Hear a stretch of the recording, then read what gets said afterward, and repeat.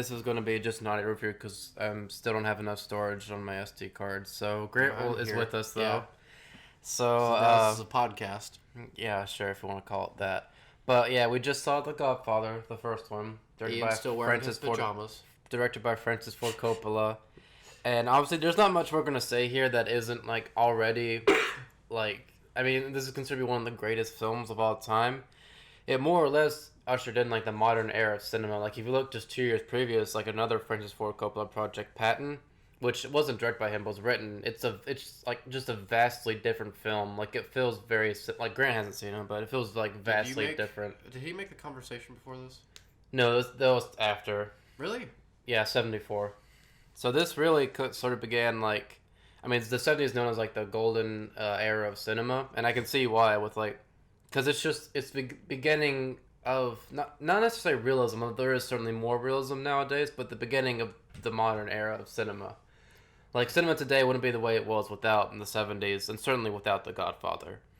It's great. The cinematography is perfection. Like each shot just has so much like in it. Like there was one frame I was looking at where you had Marlon Brando on the far left, and if you isolated to him, it was like a perfect shot because he's like standing in the window, and you got the light in from the window, and it got a great shot on him. If you looked at Al Pacino, it was great because this was the scene where he first sits at the desk, and he's sitting there, he's like has all the people surrounding him, and that was a great shot. You had the guy from Elf, Buddy's father from Elf. I can't remember his name, but you had him in the far left sitting down, kind of. Because he's out of the business, so he's pushed away from everyone else. And also because Marlon Brando, the Godfather, is going to be retiring soon, you have him isolated as well. And then have everyone surrounding Al Pacino, and that's just like one shot, and it's just such a perfect and like great shot. And every single shot is like that. There's just so much in every shot. And so, I mean, the acting's great all around. I mean, when I watched this, like, I know Marlon Brando, but I still don't, like, even though, like, this is such a pop culture icon, I don't see Marlon Brando. I just see The Godfather. I'll let Grant talk for a little bit now. I just appreciate the fact that he said Martin Blando somewhere in there. This is always a part where it gets really quiet because I don't talk as much as Ian when it comes to film and stuff.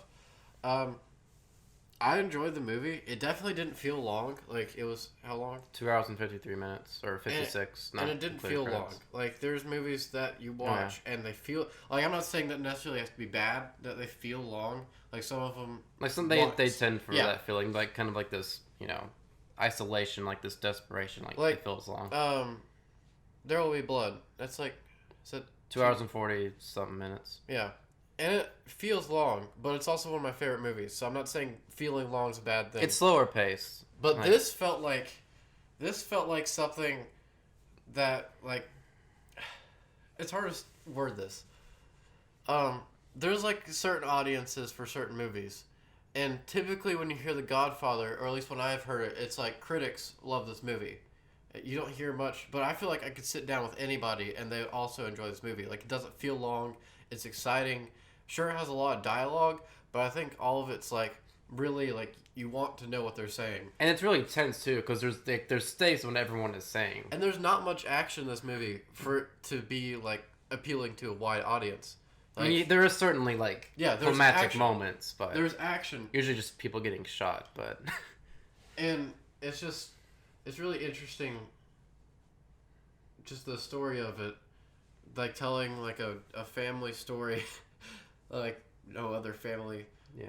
And, Because, sorry to interrupt you, but, like, I remember reading that this was, like, some of, like, the first, like, it was pretty groundbreaking for depicting, like, what's considered, like, not a moral family by any means, like, immoral characters, but portraying them to where you can be sympathetic towards them. Like, I know, Public Enemy sort of did that. I was about to compare this to but I feel like even though like this is even more so, like you almost like root for them. And Public Enemy, like you certainly rooted for him, but you watched never, that with me. never as much as you do. Like you like care about these characters, and you almost like want Al Pacino to take out the chief of police and take out the wife beater and all of that. Oh, also, Al Pacino was fantastic in this movie. Yeah, it was really subtle. Like, I really appreciate it. Everyone was subtle. Like, there's only one small outburst. Like, there was, Marlon Brando had, like, you can be a man, like, at the beginning, and then, Al Pacino, what was it? He said, enough, and that was it. and it was ironically enough for his character. But But from like the beginning of his performance to like literally just like face acting, Al Pacino did a really great job. And typically when you think of this movie, you think of Marlon Brando, but I think really Al Pacino steals the show here, and I like his. I'm not sure if I'm not going to consider this a spoiler because it's kind of obvious early on that he's like the main character, but his like what I consider to be his half of the movie, where he takes over. yeah, I was trying to decide whether or not I wanted to spoil a movie that's how old. It's 70. It's 72. Everyone. I mean, if you want to see this movie, you've probably seen it. So. But I think that was a really great part of the movie was when you saw him after stating to his girlfriend, or, well, I guess he was his girlfriend at the time, at the beginning of the movie, he states that he'd never be like his father, and he ends up being exactly like his father. But also, he's the only one that could have, because all of his other brothers and sisters were all. I mean, ultimately, the story has more to do with Al Pacino as the Godfather than Marlon Brando as the Godfather. It kind of tricks you, like, call me the Godfather, not at the beginning. But then you kind of realize this is really about Al Pacino as the Godfather by the end. Like, even, like, throughout the film, you realize this is about his story. And it's about him kind of descending into this world of crime. I'm certainly interested to see Godfather Part 2. Yeah, because I knew, unfortunately, like, since it's such a wide-known movie, I knew a lot of the stuff, like, a lot of the scenes I had ruined for me. But I know really nothing about Part 2 other than it has Robert De Niro as Marlon Brando's character as the younger age. But I don't know, like, what the outcome is. Because I know, like, it continues Al Pacino's story, and so I'm really interested to see that one, because I don't know how it's going to go. But, yeah. I hadn't seen a single spoiler for this movie. The only thing I knew about this movie is it had Marlon Brando, and I had seen The Godfather, like a picture of The Godfather, and that's all I had seen from this movie. And, well, I did know the horse head scene. Yeah, but everyone knows the horse head scene. Yeah, it was in Modern Family. So was a couple other scenes, but I didn't realize that they were in the movie until I watched this. Like the child being like baptized or whatever. Oh, yeah. There is a tribute to that in the Modern Family episode. And then the very last shot was also a tribute. It's interesting that we're talking about Modern Family. Yeah. But, I mean, that's pretty much, like, I mean, at that point, like, this is kind of a wide-known thing. If Modern Family can do it, like, this many years later. Yeah. But, yeah. It was, I mean, it's, one of the greatest movies of all time. I think it's, like, a more modern version of Citizen Kane. Like, I think if you combine Citizen Kane and Public Enemy... Yeah, I mean, I feel like they both ushered in a new era of cinema, which is why they're considered to be such classics. Honestly, like, going, like, just for a little bit... I know this is kind of, like, long, but, I mean, this is Godfather. We have a lot to say for this. But I honestly don't know if I like this or Apocalypse Now more. Like, I don't know. I really, really like Apocalypse Now. It's one of my favorite movies of all time. Every time I watch it, I get something more out of it.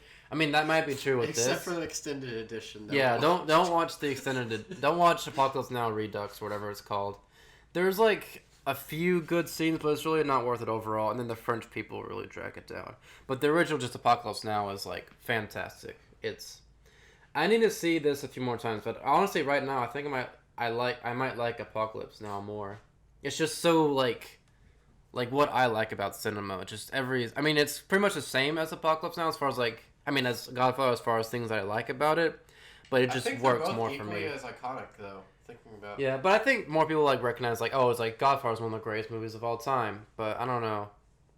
And it has Marlon Brando and Robert Duvall in that one as well. But I just like it because I mean, that movie was like it was so grand, and like Francis Ford Coppola like probably hated himself. What was it? He like threw out all of his Oscars while working on the movie. But anyway, we've gone on such a big tangent here. Obviously, this is gonna get an A+ from me. And what's your score, Grant? I'm kind of like reserved when it comes to giving an A+. It's The Godfather, Grant. Yeah, but I'm like, what else could we watch that could be? You have more than one A+, Yeah, I'll give it an A+. He seems so reluctant. But yeah, I don't know. I don't think we'll do Godfather Part 2 next because I'm not sure if we'll have time. Probably pretty soon though.